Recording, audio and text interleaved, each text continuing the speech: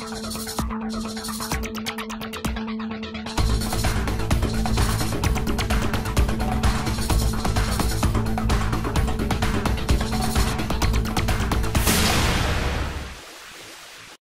folks, welcome to the fishing scene. Hey folks, we're going back out on the river with Kevin Fick once again. We had such a good time the first time out there. We thought, hey, let's do this one again. I hope you enjoy the show. Hey folks, we're fishing a small river in west central Minnesota with my good friend Kevin Fick. You may remember Kevin from a couple of years ago. We did a catfish show and boy, we got into some big cats. Today we're out here doing some smallmouth bass fishing. Hey Kevin, welcome back to the fishing scene. Thank you, Dick. You betcha, it's always a pleasure. You are the river rat. I mean, of all the people I've met over the years, I know you are a true river fisherman. And kind of explain what we're doing here today, Kevin, and the type of cover that we're fishing. Well, Dick, we're on, like you said, this small stream, and what we're fishing for, and this is late summer, we're in the end of August, and we're starting to go after areas that are higher in current concentration. The reason is the fish are out of oxygen. Okay. They've used up that supply, so they go to these areas that are faster, and there's more oxygen there. They're not going to be related so much to the cover. They'll be adjacent to it, but not holding tight on it. The fish we've caught so far today have been in the channel, harder current, and they're just hugging the bottom, waiting for something, hopefully a grub, to swim by. Right, exactly. Now, what kind of depth here? I know where we're standing is just a few inches of water, but we're pitching into some a little bit deeper water. Yeah, the fish, of course, aren't going to be up in the shallow stuff. They're going to hold back in water that's... We'll start fishing areas that are 3 feet and all the way to 20 feet today. So, okay. Now, Kevin is using a 1/4 ounce lead head jig with a like a white grub tail. I've got a 1/4 ounce jig with a plastic tube on there, and we're just kind of pitching them out there and letting the current just kind of flow. And now, Kevin, we were talking earlier, you know, most people when you're using a jig, they say, you know, you figure you got to do a lot of jigging, but with this, we're kind of just swimming the bait, aren't we? Just swim that bait. It's almost critical to just make it nice and smooth. The more of this, the less fish that'll happen. So, as the day goes, we're going to, we're just using some artificials now. As the day goes, we'll be into some live baits. Okay. We'll fish some frogs, we'll fish some salamanders. There's one. There's a fish. Boy, these river fish too, folks. They are strong, let me tell you. Boy, you know, smallmouth bass, Kevin, are a strong fighting fish anyhow, but boy, in the river, it's incredible. The shoulders that are on those fish are just phenomenal. Yeah. Nice fish, Dick. Yeah. Oh, nice folks, fish. I'm telling you. I'm trying to swim it with you, trying to pick another one up. You know, talk about that, Kevin, because some of those bass will follow in that one that you got jigged. Yep. If the fish are a schooling fish, and the smallmouth bass is a very social animal. We'll see in a few minutes here if another one is following it, but many times, more than not, another fish will follow it up, and you can catch multiple fish. You just keep one of the fish in the water, drop that grub over the side of the boat, and keep going. That wasn't the case that time, but... Let me just grab this guy. Hey, now, Kevin, nice fish. That's a nice fish. Nice now, but fish. for you, on this little stream that we're fishing, these would be probably... That's an average fish. That's an average fish. That's not a large fish. You're looking at something in the 14-inch class right there.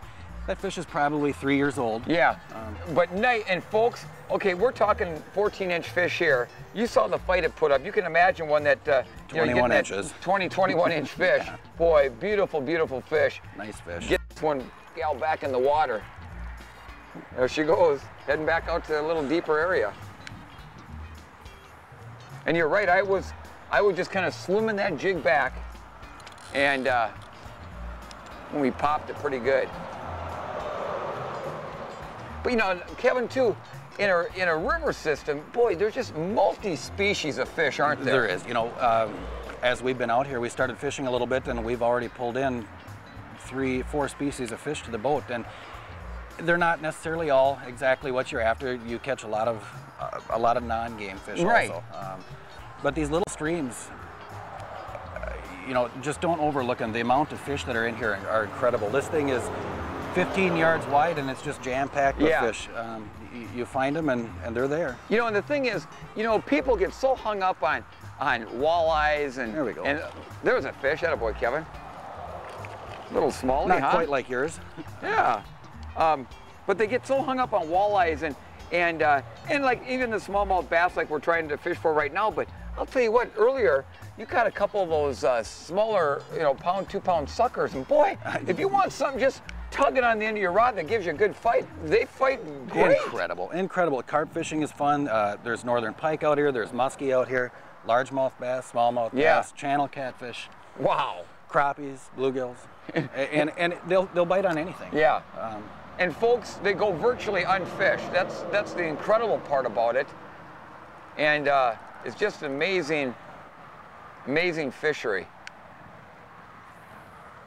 Now, Kevin, the water looks like it's dropping a little bit. You can see where the rocks are kind of have been wet like earlier today, and the water's come down, it looks like a little bit. The water has. The water will move in these small streams depending on if there's dams involved. If they're a power dam or if they're a low head dam, the water moves up and down.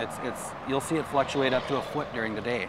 Wow. And you can come out, we've had a dry season this year, and you can come out and it'll be 2 feet less than 2 days ago when you were out here. And the next time you come out after a rain, it'll come up, and typically when the water comes up, the current is higher, it turns on the fish. Okay. Low water states are not what we typically look for. So spots that you fished perhaps 3 days ago might not even be there 3 days later. Without a doubt. Yeah. Without a doubt. The current will just simply change the bottom. More of the fishing scene after this. More river fishing when we come back.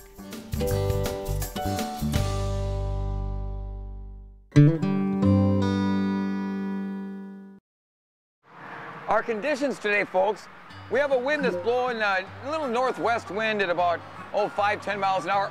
There's a fish. It's hard to tell when you're down here on the river. Our water temperature is in the low to mid 60s, so that temperature is continuing to drop. Air temperature around 70 degrees, and water very, very clear. There's a nice little smallmouth bass. You can see how dark they are. Yeah. That comes from sunlight, Dick. It is. It's all sunlight. If these fish are in deep water, and later on today we'll catch fish that are just tan, but we'll catch fish that are black also, and it all just has to do with how much sun is. So the deeper water fish, Kevin, are coming, or the darker or the lighter colored fish are coming from the deeper water. Right. Okay. Just because they're not as close to the sun. It's not like somebody getting a suntan. Right.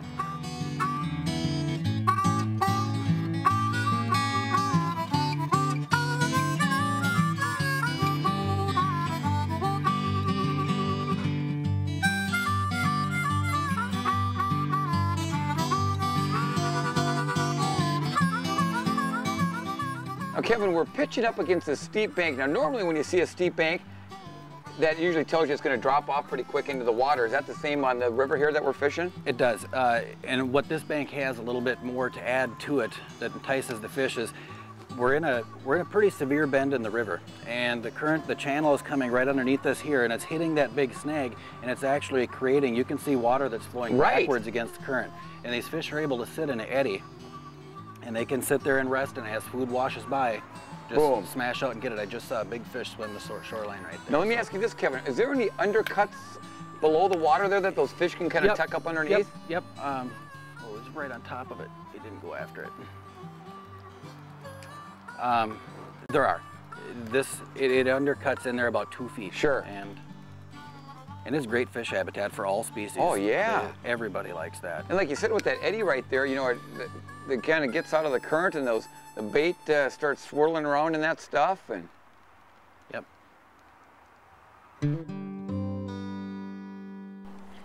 Got him. Fish on, Kevin? Fish on. All right, buddy. It's a good fish. Oh, yeah, nice smallie. Nice smallie. Oh, he's a jumper. There he is. He came right to the boat, though. All right. Now you got him on, what is it, like a lizard or something? Yep, it's a crayfish. Okay. Big plastic. We're in this cover a little bit and thought that we'd try to get something down in there. Yeah, you just pitched that out there, didn't you, that crayfish? Yep. That plastic. Nice smallie.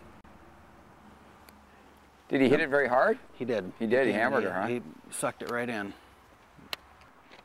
There's the fish. Oh yeah, he's digging down in that current there. See if we can see a partner of his. I was gonna say, maybe you want to follow him up there, Kevin. Yeah, but I'm waiting There with he the is, grub. over here. Oh yeah, Ooh, nice fish. Nice fish. Nice fish. Boy, they are strong. Oh, I'm telling you. Just digging. It's incredible. Pound for pound, they are pound for, no question about it. In fresh water, they're hard to beat, pound Yeah. for pound. You know, you can No catch doubt. Oh, yes. 30-pound muskies, Whoa! and nobody's with them. I'll help you land that fish, Dick. And Yeah, I'll bring him over towards you there, Kevin, that way. Boy, he engulfed that jig.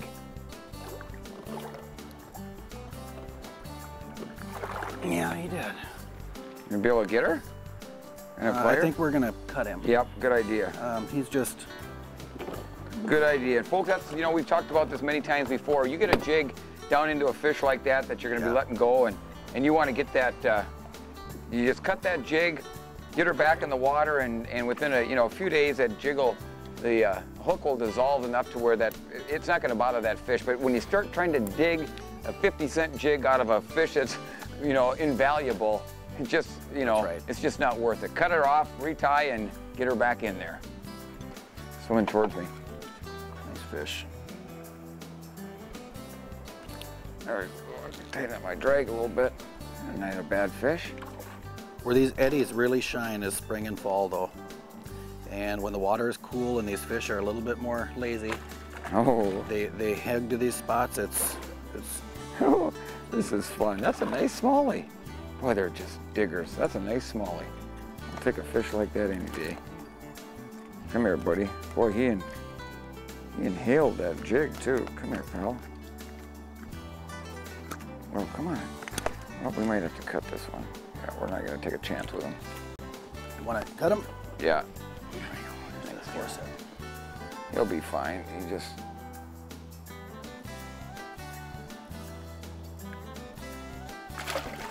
Ooh, bending the old rod pretty good. Nice smallie.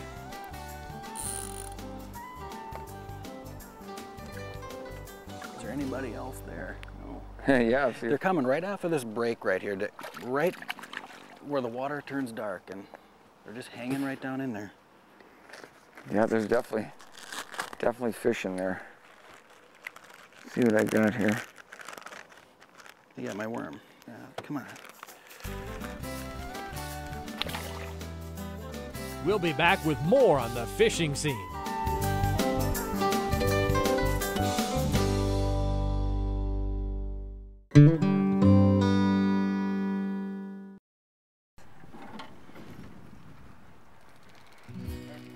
There's come all on, kinds buddy. of them back behind them. Look at all the Oh, fish that are with them. There's a big one too. Golly.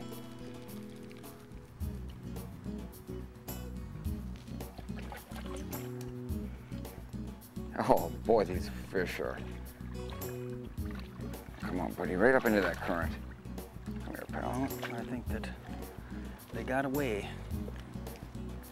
Nice smallie. Come here, buddy. Come here. All right. Nice fish. You bet.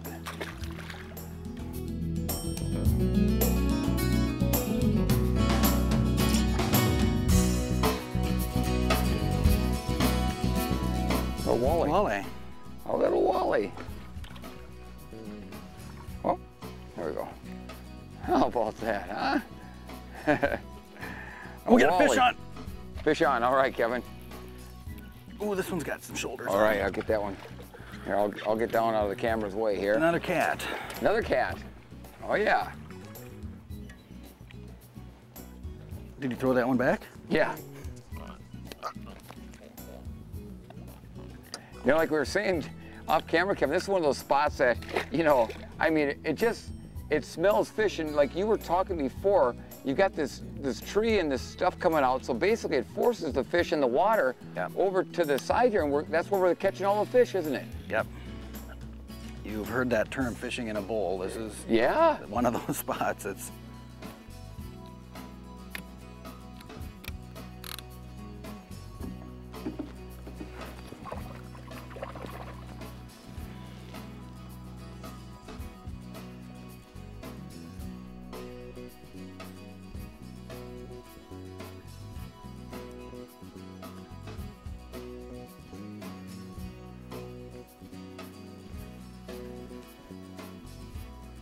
goes.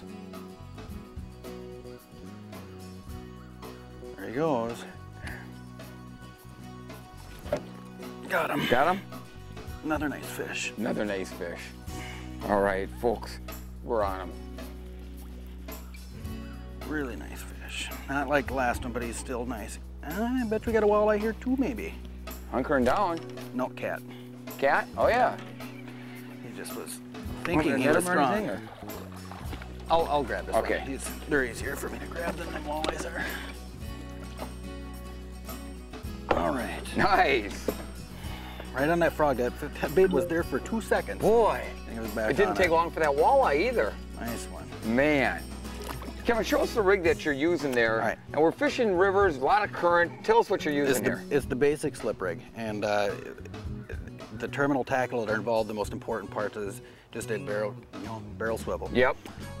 We're using a 5/0 Limerick style hook here. It's got a pretty wide gap because we're using frogs and salamanders for bait. So Okay. you need that hook gap to keep those fish, or keep that bait there. I use a sliding type of sinker.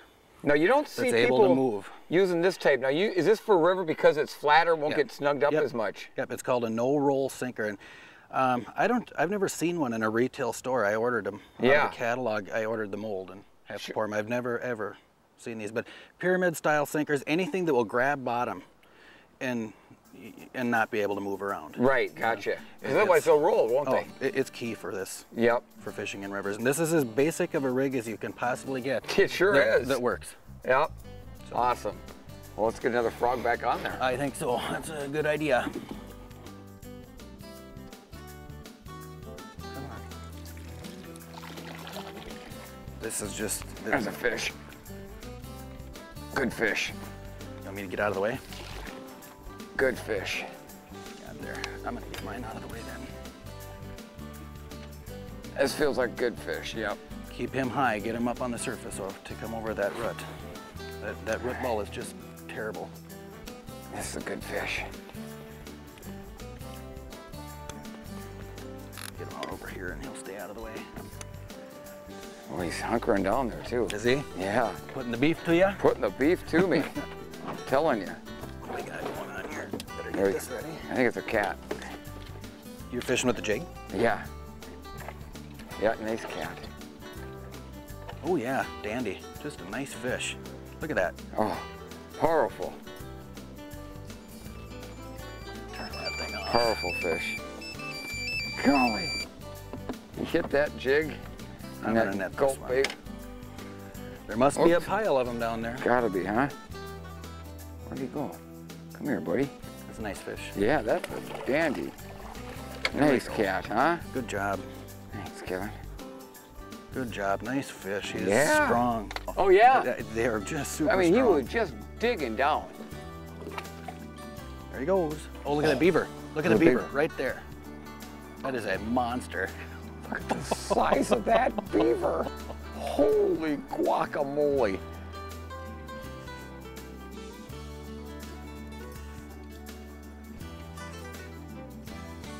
Fish on that other one too. You there? Yep.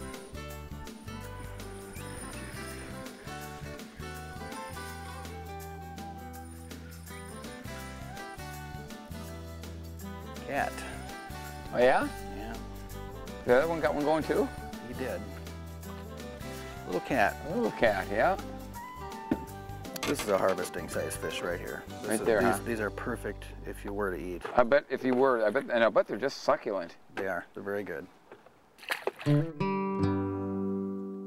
I just want to thank Kevin Fick again for a great day on the water and some fabulous fishing. If you'd like to go out with Kevin, you can see his name and phone number here on this screen, and I promise you, you'll have a great day on the water with Kevin Fick. Please remember to practice selective harvesting. By doing so, we'll continue to have great fishing for years to come. For my camera gal, Raina Benson, I'm Dick Beardsley. Thanks for joining me today here on the Fishing Scene. I'll see you out there on the water.